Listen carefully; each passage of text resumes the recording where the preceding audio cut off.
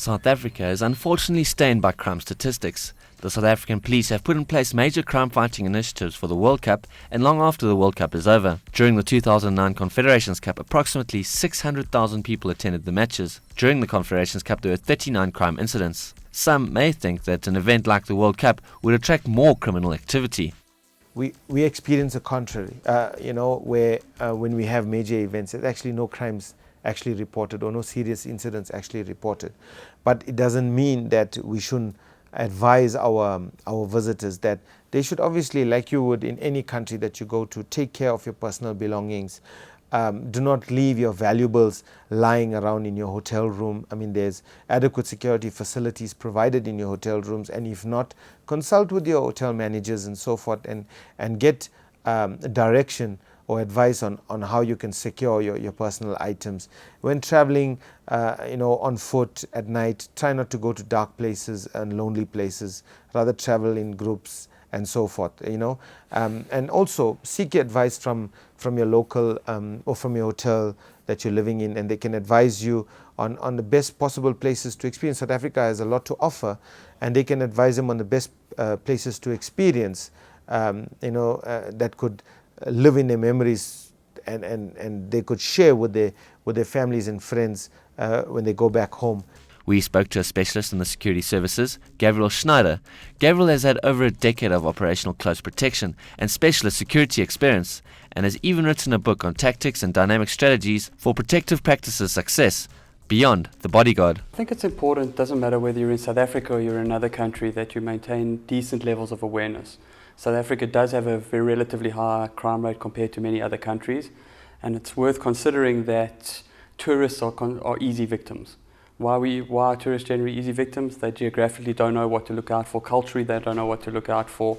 And many times, tourists come, especially for events like the World Cup, would be intoxicated or having fun, which makes them altogether easy prey. So a good idea in terms of what to look for is people coming into your personal space, people approaching you when you can't see their palms, you can't see their hands. Obviously, the random things like making sure you avoid quiet areas, making sure you travel in groups, making sure you don't wear too much jewelry that would attract undue attention. All of those basic issues combine to make you a harder target and less likely to become a victim of crime. Gabriel filled us in on what to do if ever put in a threatening environment. Obviously, the key thing that we should try and remember is our focus should be on avoidance. And our aim is to hopefully never be in these situations. And we mentioned a couple of things earlier that would help you avoid becoming a victim of violent crime. But unless you're a very, very highly trained professional with years of experience, the ability to disarm somebody who puts a firearm at your head, disarm somebody that attacks you with a knife is very unlikely.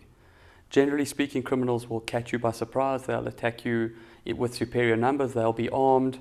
All of those factors play against you. So your role should be one of saying, how can I survive this without getting badly hurt? Giving up a watch, giving up a cell phone, giving up your wallet, while it may be uncomfortable and lead to later issues, at least you're still alive and you're unhurt.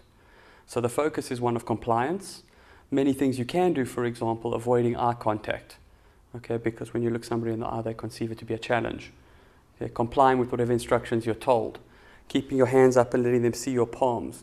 This does two things for you. If people are striking you, you're more likely to get struck on the arms than the body.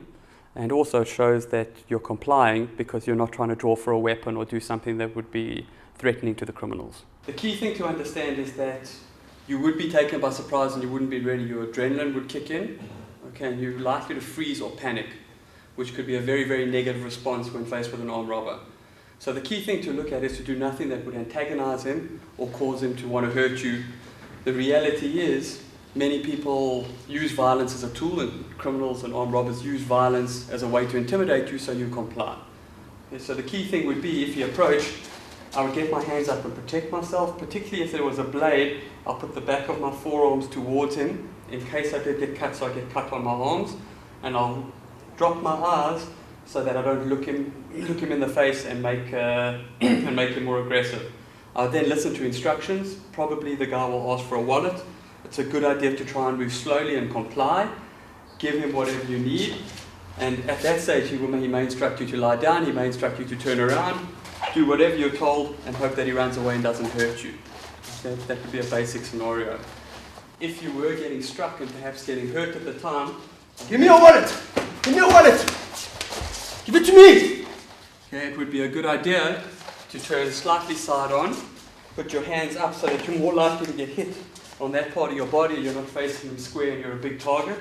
Also on balance so that if he does kick or hurt you, you're unlikely to fall down, in which case he could kick you even worse or you couldn't comply with what he's instructing you to do.